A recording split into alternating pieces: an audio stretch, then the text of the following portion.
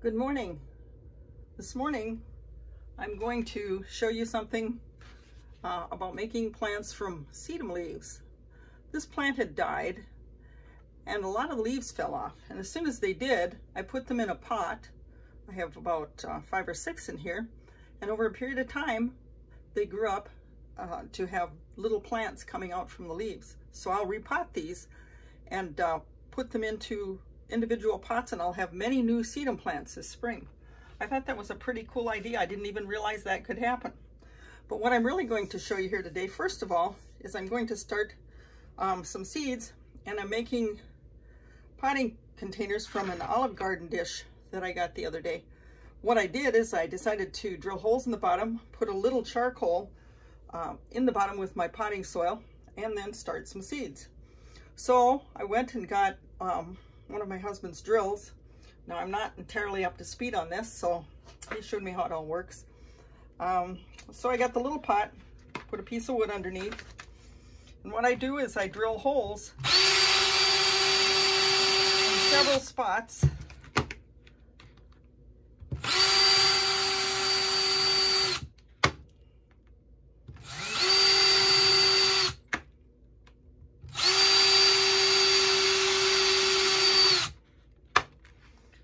There we are.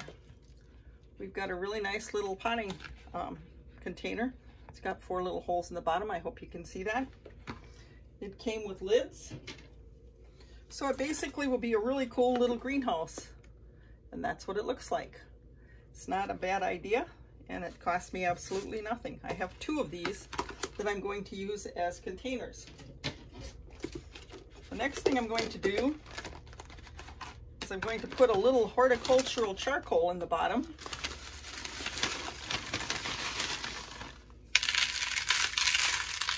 I saw this the other day at a terrarium seminar, and what it does is it keeps the soil sweet so that it doesn't get moldy or sour. I'm thinking that it will probably help with damping off as well. I take my soil and I create it nice moist soil by putting my potting mix in a gallon Ziploc bag, and when it's nice and moist I can dump it easily into a container, and it will be ready to go. Smooth it out, get rid of any lumps or any bumps, and that container will be ready for some seeds, which is something I'm going to do a little later on today. So we'll set that aside for a while. And I will show you a few other things I'm doing in this interim time between summer and winter.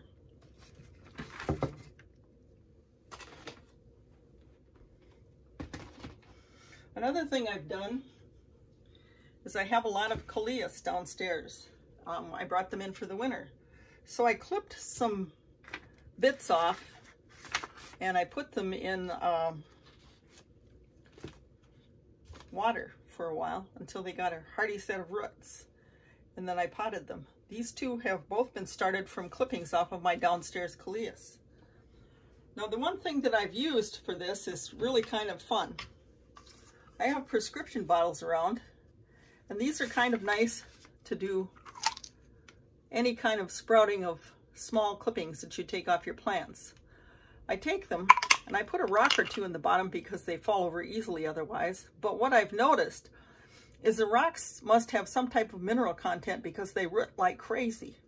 And I find that very interesting. So I have several of these here in the wings, waiting for some more sprouts to root, just to let you know.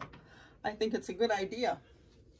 Another thing that I did this year is I took an African violet leaf and put it in one of my prescription bottles, and that rooted like crazy. Now it will take a while before the new leaves start to come out, so I've potted the leaf that had roots, and I would say maybe in 6 weeks or more, possibly more, I'll be seeing a start of a new little violet plant. So again, this is a good way to get free plants from your own system.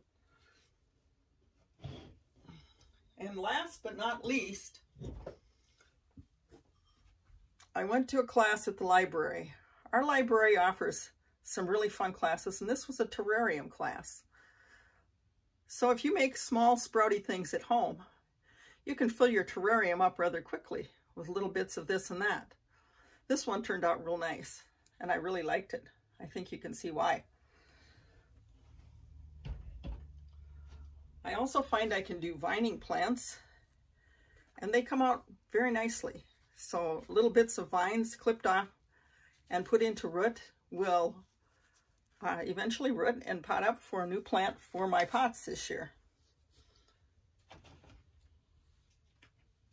Here are two of my sedum plants that came to root, and I really thought that they look really nice. They're very healthy and scrappy, and again, I'll have a lot of sedum plants and I won't have to pay a dime for them. So I think that's just a good plan for getting things going for your spring pots, terrariums, pots in the yard, and things like that. Anyway, that's all for today, folks. Thank you.